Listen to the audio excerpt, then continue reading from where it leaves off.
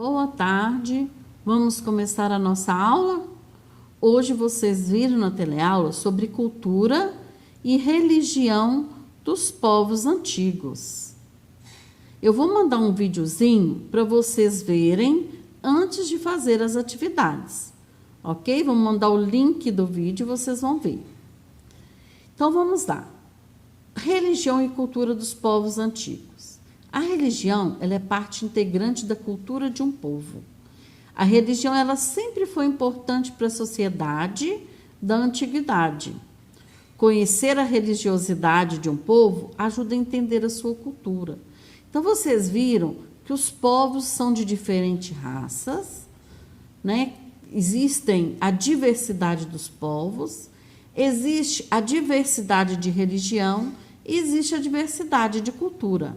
Cada povo tem a sua religião e a sua cultura. E isso é muito importante para o povo, né? Mas é preciso que todos respeitem a religião e a cultura de cada um. Os povos antigos, como os gregos, os romanos e outros, eles criaram inúmeros mitos. Vocês vão ver daqui a pouco o que são mitos. Eles acreditavam muito em muitos deuses. A gente chama isso de politeístas. Os politeístas é a crença em muitos deuses, né? A crença dos povos em muitos deuses. E a relação entre política e religião a gente chama de teocracia. Teocracia é a relação que existe entre política e religião.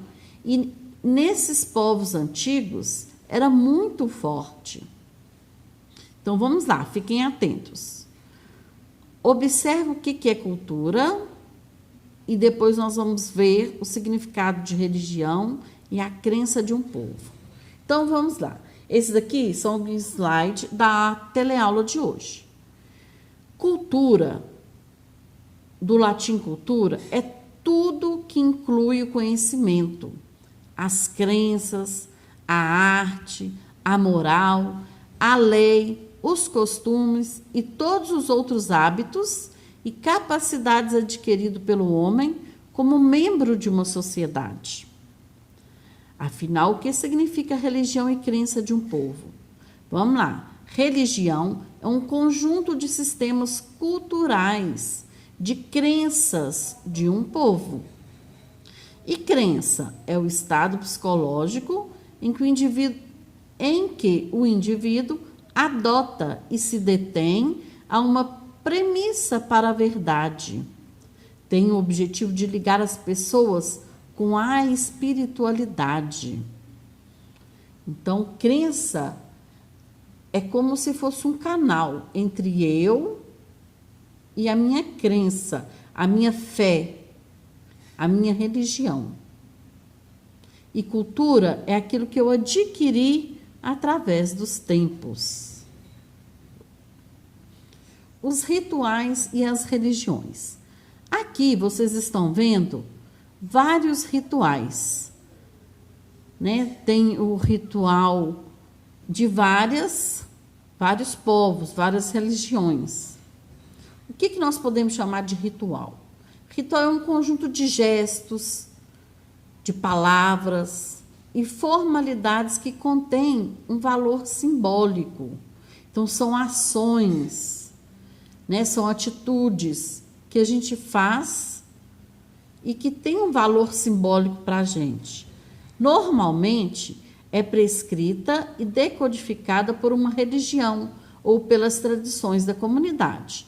Então, aqui vocês estão vendo algum ritual da igreja católica, que é o congado, a Semana Santa, né? Lá do outro lado tem do Iemanjá. Então, cada povo tem o seu ritual, tem a sua religião, tem a sua crença. Na religião católica, tem muitos rituais, como o congado e a Semana Santa. Agora, vejam esses outros rituais aqui. Os indígenas, eles fazem rituais para celebrar a passagem da infância para a vida adulta. Quando a criança sai da infância e passa para a vida adulta, eles têm um ritual. Para que servem esses rituais? Para assimilar um ponto de transição, de mudança na vida das pessoas. Os rituais se transformam com o passar do tempo? Sim, eles se transformam, pois os costumes das pessoas mudam com a nova geração e suas maneiras de pensar. Então, os rituais vão se transformando com o decorrer dos anos, com o passar do tempo. E para que os rituais servem? Para mostrar mudança na vida da pessoa, seja lá qual for o ritual, qual for a sua religião e a sua crença. Observem aqui um pouquinho os africanos. Os africanos, eles usam máscaras. Eles usam máscaras para simbolizar o seu ritual. Então, as máscaras africanas, elas são símbolos rituais que têm o poder de aproximar as pessoas da espiritualidade. É um adereço essencial usados em diversos ritos, como rituais de iniciação, de nascimento, de funerais, de celebrações como casamento e outras festas, de curas de doentes e de outras ocasiões importantes. Então, o que os africanos fazem? Eles usam máscaras para comemorar ou para fazer algum ritual, como nascimento, funeral, casamento, e até mesmo quando as pessoas estão doentes. Bom, agora peguem o caderno de história, o lápis, borracha, régua e a cor do dia e vamos pôr as nossas mãos à obra. Observem só. Vou mandar para vocês em anexo essa atividade. Vocês vão pegar o caderno, então, de história e copiar, deixa eu voltar aqui porque saiu, e vão copiar as respostas essas perguntas, né? Tem as perguntas, vocês vão copiar a resposta. Tia, preciso copiar as perguntas? Não, pode ser somente a resposta. Em caso de dúvida, tem o texto aí para vocês pesquisarem. Se vocês tiverem dúvida do que não está no texto, pode me perguntar que eu vou estar aqui para tirar a dúvida de vocês. Aqui nós temos um pouquinho sobre o cavalo de Troia. Você já ouviu falar no cavalo de Troia? Já recebeu algum presente de grego? Se você não conhece essas expressões, saiba que elas existem por causa da Guerra de Troia. A história dessa guerra foi contada por Homero em uma epopeia chamada Ilíada.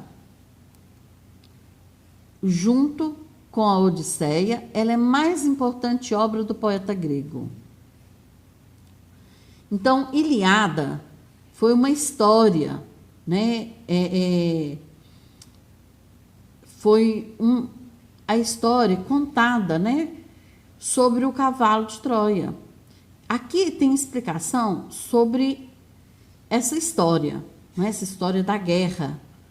E vocês vão ler e logo em seguida vocês vão responder essas questões relacionadas ao texto do cavalo de Troia. Também no caderno de história, ok? Respondeu e logo em seguida vocês vão fazer uma ilustração do seu cavalo de Troia. Então, você vai desenhar o seu cavalo de Troia. Pode ser a sua criatividade. Qualquer dúvida, eu estou aqui, é só chamar. Um beijinho e uma boa tarde de estudo.